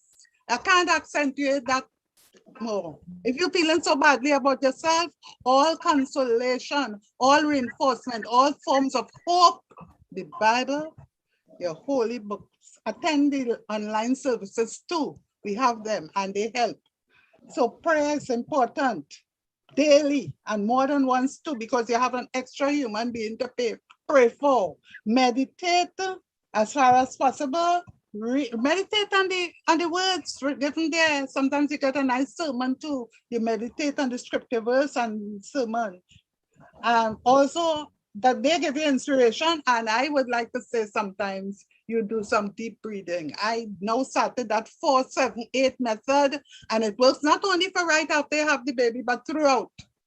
They even say it lowers your pressure and it de-stresses you. The 4 where you inhale to 4, hold it to 7, and you exhale to the point of 8. 4-7-8, look it up. It really helps. You feel much better. I don't know what the oxygen does, but it calms you. Also, I want you to focus on eating a healthy diet. And this is everywhere. You can get that everywhere. The clinic, if you were attending, as Siobhan and Ayana, and they shared with us, going to the clinic. A healthy diet will also help you. Your skin will tell you too how well the diet is working. Exercise, well, very, very important. We know that exercise releases happy hormones, endorphins. So you feel better when you exercise. You know that? Even when you turn up the house before your pregnancy days and you turn around and how well you feel. Just washing the car and sleeping. But exercise probably you could make it a little more regularly with the advice of your doctor if you had a difficult pregnancy. If you had surgery or so, your doctor will have to tell you how much you could lift or whatever. I'm moving quickly. Slow down and stop worrying. There are so many methods. I'm just giving you a quick, with this distressing, what I give you with the generic, you have to know what it is works for you. But generally, we follow the spices method on the spiritual, the reading of the Holy Word, singing. When I put on the video and the YouTube and I start singing along, the sing along of the tunes, the holy, whatever tunes to sing, you feel well. Also, whatever you on the spiritual, the meditation, the prayer, the reading of the Bible gives you hope. So that is spiritual. On the physical, well, I just talk about exercise. Spices, the eye would be intellectual. Read or listen to an audiobook or look at a good show. When you get knowledge, you feel a sense of, even about how to rear your baby, how to grow your baby, how to dress, the best thing, the best cream for diaper change. What you read and you get knowledge, you do feel good. And it does something to your self-esteem because you're knowledgeable, you're confident now about the job of parenting. And that reminds me, if there are parenting classes, I know there's a branch, and anywhere, the community development, because I work with some of them, sometimes we do parenting classes, and you would get a whole lot of information, and knowledge really helps. The C would be cultural, that is about learning about your roots and your heritage, whatever. And maybe about songs and dance, that could help with your self-esteem if you think. If you read about your roots, you would understand that every race has a strength, and you would believe in yourself. You would be proud of who you are, your heritage. You would be proud. So that cultural, that C is very important. Some of us not very proud. We wish we were born to some other person or something. We wish our nose were proud, or our eyes were blue or something. We're not happy about our body image at all. Hence the reason why some stores are selling so much whitening creams and so on and so on. But if you read about the history of every nation has something, every race has something to be proud of. So cultural is very important for relieving stress also, because you believe in yourself. And saying spices, so the E would be emotional. You have to learn to control your emotions. Don't take the deep breaths will help you before you answer or blurt out or face or go on a pity party. If crying helps, that's why tears will, if you're so worried. And then, you could talk to somebody you trust. And of course, we give out the numbers to the counselors if there is nobody but you need to talk to somebody. The parish priest is also very helpful. Yes, very helpful. And we are so lucky. He's always very willing. Yeah. So talk about it. Talk about how you feel. Don't be afraid. If you have a good friend, you can also talk to that friend about how you feel. Don't worry. Avoid comparing yourself to other people. Everybody's unique. Who might lose the weight faster than you and so on. Who's don't do the comparison thing. That is not good. And learn to live with your battle scars from the pregnancy. Do what you could with the creams and so on. Some of us had cesarean, some of us, like me, had bridge deliveries, and therefore things will not be the same. You have to learn to live with that. And these battle scars, thousands of millions of women all over the world could tell you their pregnancy wasn't just go in and come out and smooth and they deliver and they pop back up till 3 o'clock. Anybody wants to come in here so far? Yes, Sister Gladys, I have a question for you to give some advice to. What advice can you give to a young lady who got pregnant out of wedlock and is afraid of judgment by others, including her church family? Yes, because this is societal expectations. The trend is, or the preferred thing in many quarters is that you get married, but the fact is some of us do get pregnant out. I would tell her these same hints I have given her here. Prepare, and we learned about it. You have to prepare for your child's birth from conception. The minute, even before you find out, she, of course, this case didn't know that she was going to get pregnant, but then she needs to take care of herself. Stressing because of the shunning or the disapproval of others, people will disapprove of you anyway. This has happened, and a human being is coming along. You do the best, you focus on the health of your child. It's not so easy to tell people don't worry when there's social isolation, people whispering and so on. I didn't know, I'm not saying that we should condone it, but people still, from the village I came, I know you couldn't get pregnant before marriage, but and we still do not condone that. We know the best parenting for a child is with both parents and probably in a home like that, but I don't think she should be so worried. She should be more focused on that human being growing within her. Get busy learning and reading and preparing and get all the support. God is going to send somebody to stand up with you, and you see the birth of that child. Years later, you will be so happy. It has happened, they're being rebuffed. Don't dwell on it. God, use the prayer, if you're a Christian, use our prayer, very consoling. Think about the Virgin Mary herself, how she was rebuffed too. She was rebuffed because of the conception and so on. People had a lot to say. But Mary and her family stood still because they knew it was from God. And this photo here, the baby's already there. God has her back. I would tell her that. So go pray. Yeah. Thank you, Sister Gladys. If I could just contribute on that point as well. So talking from personal experience, because I am unmarried, my son is 2 years old, and I'm an avid churchgoer, I've been attending St. Mary's for as long as I can remember. And just as you said,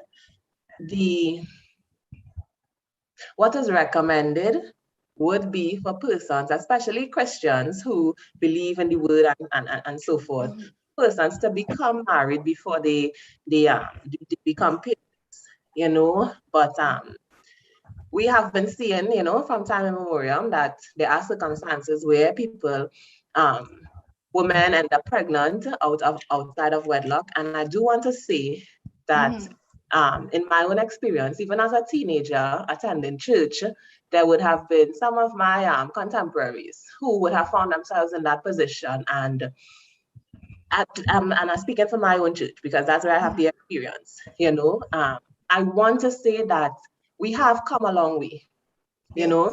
There certainly is a stigma attached, and it's not right because you don't want to ostracize an individual. But I think from the standpoint of the church, they probably want to reinforce the values of the church. Christian values, yes. You know, and you know, in my own experience, what I did, because I mean, I wasn't a teenager, I was self-sufficient, I wasn't married, but my son's father is involved, you know, and there was still some feeling of shame, so to speak. And I think it was my mother, she said to me, and it was fairly late in my pregnancy, I was probably already into my third trimester, the first time I came to church. And she just asked me one day, she was like, so you're not going to church? And I'm not certain if it was a subconscious thing, you know, but I recognized at that point in time that I had not been to church since I had been pregnant. And we went to church. I went to church with her one Sunday. And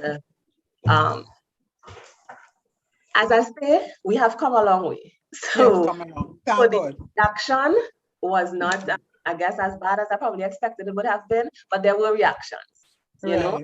And what I did, or what I tried to do, was to focus on why I was at church. Excellent, very good. And that helped me. And that's the advice that I would give to anybody. And I would also advise people, you know, be married before you have children. Yes, it is, you know, better for parenting of the child and so on, but we don't cast aside people who, for one reason or another, as Christians, we would encourage and the stigma is not healthy. Yeah, you're right. We would encourage the marriage, you know, first. Weight loss, take things slowly. Don't go on any drastic diets or weight loss. I'm just continuing briefly, and I'll invite you all again. No drastic dieting. As much as you don't like your pounds, drastic dieting is not good. It may pile back on, I can tell you from experience. If you can breastfeed, I wouldn't go there again because we got a whole little treatise on that about breastfeeding. If you can breastfeed, you'll naturally burn calories, they say. So if you're thinking about weight loss, some people really lose weight when they continue nursing the baby. I don't know how it works, but my research just said you burn calories. I don't really see it, but I'm not arguing with the specialist. Try the junk food, give it up now. You would have given into yearnings and a pickers, we call it picker, that we're feeling for KFC or feeling when you're pregnant. Sometimes we give into Red Solo or whatever your own is. But now you're not pregnant any longer, and we hope you wouldn't have those cravings and that you would go to a sensible, what is sensible for me may not be, but vegetables and fruits and so on, and drink plenty of water, hydrate. You can't go wrong with that. And I want to touch on style quickly. Wear something that is comfortable. Don't be pressured because of the trends that are going until you get back there. Invest in some good quality fitting underwear. I can tell you that underwear, like foundation garments, they help a bit. They help a bit. So your bust size might have enlarged for most people, or very few will shrink. So you get fitted with a proper bra, and that helps to lift your spirit and also help you with the sagging of the breast and so on. Breast cream, I don't have to tell the ladies, especially the nipples could be sore and have you irritable. Don't neglect that. Somebody is suggesting, one of my people that I researched said, wear sunglasses if you have to go out. I don't know how well that is. Even on a cloudy day, it would hide the effects of some of the sleepless nights you have with the dark circles on the eye. And that is it as far as the self-esteem thing is concerned. Could I have another question about the self-esteem before we go to identity? And identity was well handled, so I don't think I'll have to, anybody who wants to add there. Any other question on the self-esteem thing? Well, somebody has a comment to make, but I don't think it's on self-esteem. It's just about their pregnancy because they had a very complicated pregnancy. So I don't know when you want to bring them in. That is Afia, one of the participants in the Zoom. She had a very difficult pregnancy and that had an effect on her moving forward. Afia, I don't know if you want to talk now. Yeah, I can talk now. Yes, Afia. Okay. Welcome. Welcome, well, Afia. Thank you. Good afternoon. Well, good evening, everybody. Good evening. Well, when one of the speakers were talking about preeclampsia, I actually had preeclampsia at the ending of the pregnancy, which actually escalated into eclampsia, which is the worst form of it. Did you get the dark room treatment? No, I didn't, because it was so late down in the pregnancy. Okay, all right. I didn't need it as well, what they told me. Right. Also, during the pregnancy, from the day I found out I was severely sick, I had something that they call hyperemesis gravidarum, which is severe nausea that actually makes you feel dizzy. You can't keep down anything. The only thing I could eat was potato and drink water. I couldn't eat anything else. I couldn't smell anything. Like things I would usually eat, like meat, cheese, anything like that, I couldn't have. And so then, that, throughout the pregnancy, throughout the 9 months? Yes. Okay. So I couldn't eat anything but potato and drink water. And coming down to, I think it was, I believe 7 months, they actually told me that the baby had a cyst through a scan that I had done through an ultrasound. And so where was the cyst? It was connected to his bowel. To his? To his bowel. Oh, I see. So when he was born, he was in the NICU for, well, he was in the NICU for 3 weeks, but on the 6th day after he was born, he had to actually go and get the cyst removed. So during that 3-week period of time while he was in the hospital, I was at home and I was worried. So just like how people go through postpartum depression, I kind of went through it in the other way of being unattached. So I didn't really have the feeling of holding the baby because he was in the incubator. So I was saying, I thought I would just put that out there because I noticed that everybody who came to talk, they had a healthy pregnancy and problems. So I said, so it'll be nice for somebody on the other end to know that things do happen as well. Not everything is. Thank you. And so you had a healthy, the baby came through all right, and you he's fine now. He's 10 months now, so. Thank God. And he's very miserable. Thank and praise God for his mercies and grace, right? Thank you for sharing that with us. And it contributed to past depression, which was one of the topics we were talking about. So you were right to bring it in here. Thank you. No problem. So we're moving on to identity, class. What can I do? What can you do about identity? Anybody has a question on that? What can you do about the identity, the loss of identity after it's a serious thing after having a baby? It's also yourself, you lose yourself. Anybody had that experience? Any of my panelists? Briefly tell us. Ms. Williams, I didn't really lose my identity, but I could attest to those just after you get home from the hospital in the first 2 weeks where you're kind of getting accustomed to seeing about the baby and you still healing as well. And then you kind of get into a mundane routine, you know? You have to actively will yourself to do the things that you should do, you know? Exactly. And not end up at 3 p.m. and still be in your nightie. And not, as you mentioned before, not take care of yourself in terms of having a hearty breakfast, ensure that you have a proper meal for lunch, because if you don't have, and Ms. Fraser spoke about order, if you don't have order, and if you don't organize your time, and it's easier said than done, you're going to find yourself just kind of spinning like a headless chicken, you know, because you have to care for the baby first. Yes, You're just adapting to being responsible for this baby, and you know, a newborn baby, you're just watching the baby 24 hours a day, just to make sure the baby breathing, just to make sure, you know. Yes. So you have to find a way to remain yourself. So first thing I would say is get dressed every day. You know, just do simple things. Yes. And for me, I just felt like I wanted to go out. Yes, yes. And well, the people who I had around me, my mother and my aunt, you know, they wanted to know, well, where you want to go, you know, make a baby, you know. But as soon as they would oblige me, I was out the door. Anywhere somebody going out, I want to go to the grocery, I want to go to the pharmacy, I just want to go somewhere. And it helped me to just kind of feel normal again. Very good.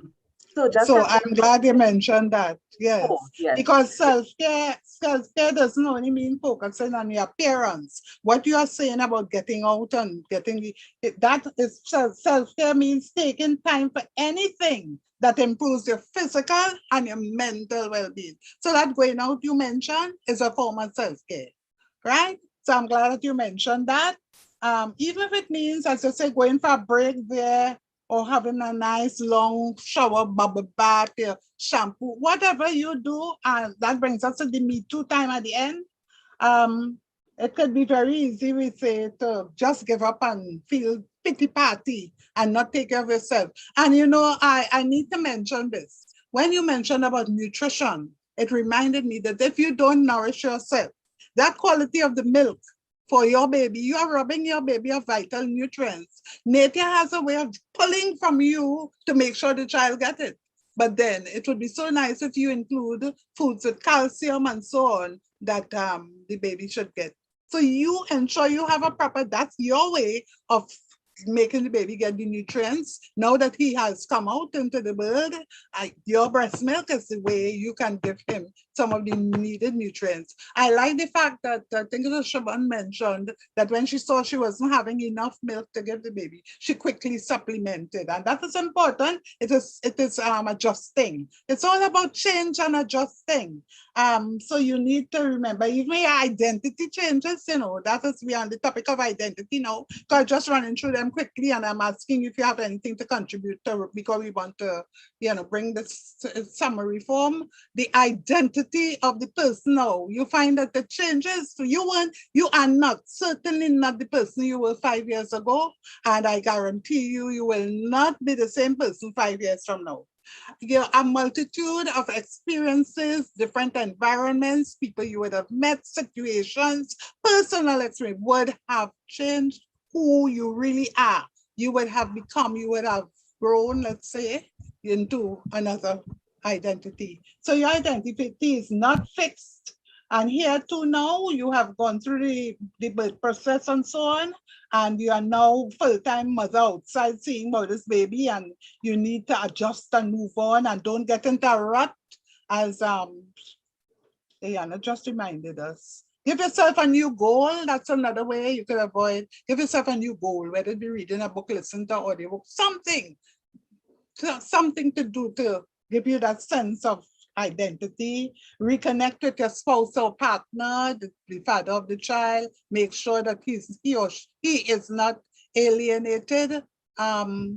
We are dealing with mothers, so you find that people put a lot of emphasis on the mother, and sometimes with the coming of the new baby, even some of the fathers a little, somehow they feel it's a mother's societal expectation, mother's responsibility. If they were going to parenting classes and so on, he would know that he's supposed to help, the help thing. So reconnect with them, as well as you could make time to bond with your baby. Try to make time to bond with your partner. Don't let them feel, I mean, as human beings, don't let him feel alienated. He contributed to that child's sperm, but he has a lot more to contribute. Yes, this may be as simple as watching a film together or something. But if you have low self-esteem and you're withdrawing, it's not going to help the relationship. The child must have two healthy parents with good relationship around him. Babies can't sense it yet. Some of them do, They know when you're quarreling. So explore going back to work.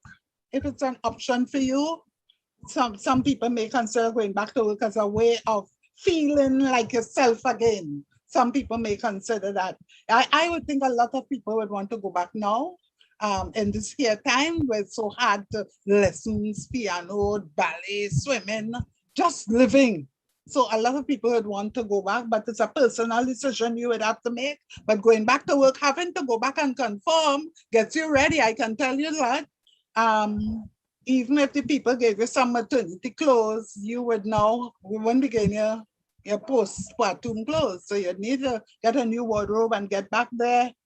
You could explore flexible working. Well, COVID gave us online, the benefits of online. You could explore that so you get more time. You could decide whether you want to go back part-time or full-time according to your finances and the logistics of the situation. Think about it. Again, planning and decision making. You know best whether you could or should or what you should do. But there are options to be explored. If going back to work right now is not an option for you, maybe because you don't want to or it's not worth it financially. When the amount you're paying for baby care, some people decide, no, it makes no sense. So if that is not don't worry if that's the problem now. You will be able to focus more on your career later on when the child maybe goes preschool? Yeah, because daycare still needs some kind of your input. We heard that from Ayana and the others. The quality of the daycare, your constant communication. Join a parent group. Join a parent and baby group. They have some online and you have local, the parent, and they may have other parents. If you are the only one in your friend circle that had given birth and you have nobody to share your ideas, what about the other members in your family who walked that road already? Talk with them. Have little things to know about. Little things like the folklore now, what to do after the hog plum bush and the castor oil and the saffron water and so on. Don't overlook those. Don't overlook them. They do help. They do help. And the bush for when the breast milk not coming. Your older folks know it and they work. Eyebright. I think Eyebright is the name of the blue flower. It really does make you get. So keep in touch with the older folks and talk with people who have walked that road already. So that is it for identity. Anybody wants to add anything there quickly? Any of my panelists? So we did so much when we presented, covered some of these. So I just Auntie Gladys, I'm just conscious of the time, right? So I know some people put some comments in the chat, contributing to what you said. Ayana saying date night. I guess that's as another thing to try to do for yourself. Siobhan saying hog plum, bush and castor oil, bovine for the vessel. Yes, it works.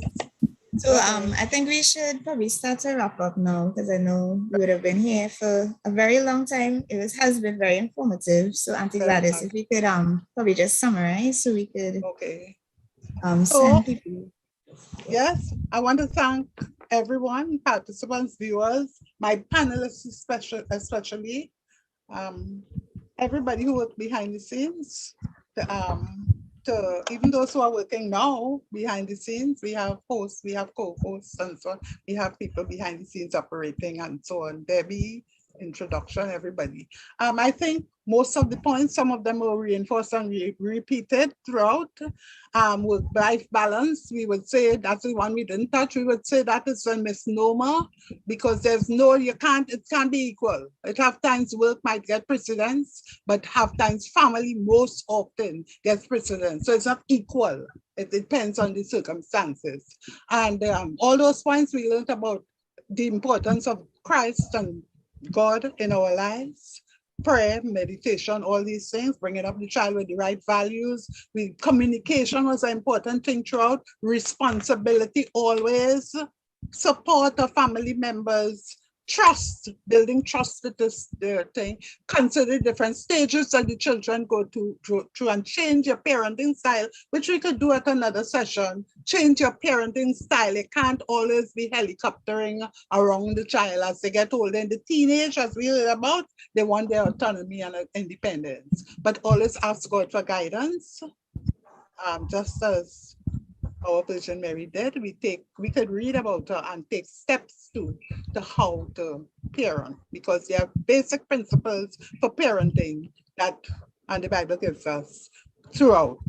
So that's, I think, the most points. We've got some valuable, and I want to commend the Parish Youth Council for organizing this, because look how we have a wealth of information from our young mothers. I'm so proud of them. You all should have been around when I was having children. Anyway, that was impossible. So thank you all very much for a very enlightening session. Abby? Debbie? Yeah, Auntie Debbie. Yes. Thank you all who have participated in this session tonight. We want to say thank you. We hope that you all were blessed with the information that you all got. And we thank all those who participated fully in the exercise. The process was actually recorded, so it will be posted on our WhatsApp group. And we have promised to read some testimonies. Those two will be posted. We thank each and every one of you, and we pray that you have a blessed night. So see you again when we have another activity. Take care. Thank you. Thank you and good evening to everyone. It was a pleasure. Good evening. Pleasure having you. Everybody. All right. And great job. Love you all. Thank you very much. Thank you. Love you all. Thank you very much, and thanks for having me. Reach home safe, everybody. You You'll invite. You too, Abby. You'll remember to invite me again. All right, we will. Yes, Auntie Brenda. Thank you. Very interesting. Okay. Good evening. Bye-bye. Have a nice one. Good. Be safe.